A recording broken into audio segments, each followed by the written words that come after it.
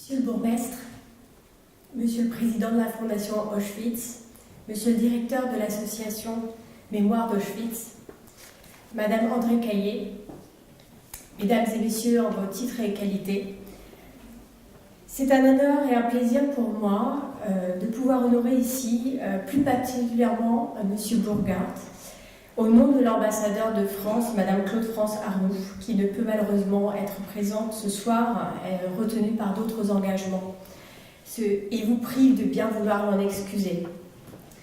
Monsieur Antoine Burghardt, le prix Fondation Auschwitz Jacques Rosenberg récompense votre travail intitulé « Une nouvelle vie dans un nouveau pays, trajectoire d'orphelin de la Shoah vers le Canada ».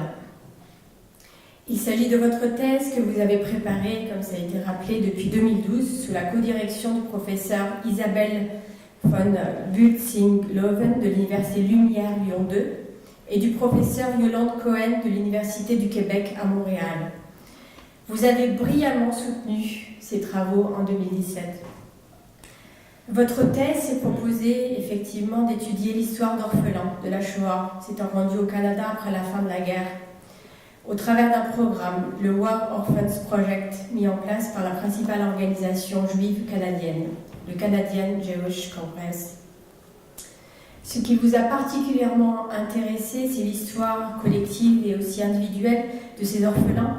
Ils ont été 1115 entre 1947 et 1952 à se rendre au Canada dans le cadre de ce programme. Que leur a-t-il arrivé pendant la guerre? Que sont-ils devenus? Pourquoi ont-ils choisi d'aller au Canada? Autant de questions profondes qui nous permettent de mieux comprendre l'histoire des survivants de la Shoah. En vous appuyant notamment sur de nombreux fonds d'archives, témoignages et documents les plus variés, votre thèse permet de nous éclairer sur cette partie de notre histoire collective. Je vous remercie beaucoup, au nom de l'ambassade de France, pour cette contribution à l'avancée de la connaissance dans ce domaine et que nous devons poursuivre. Et donc c'est un travail important. Vous êtes aujourd'hui en post-doctorat et comme l'a rappelé Madame Caillé à l'Université de Manchester, je vous souhaite au nom de l'ambassade de France de poursuivre brillamment votre carrière telle que vous l'avez commencée.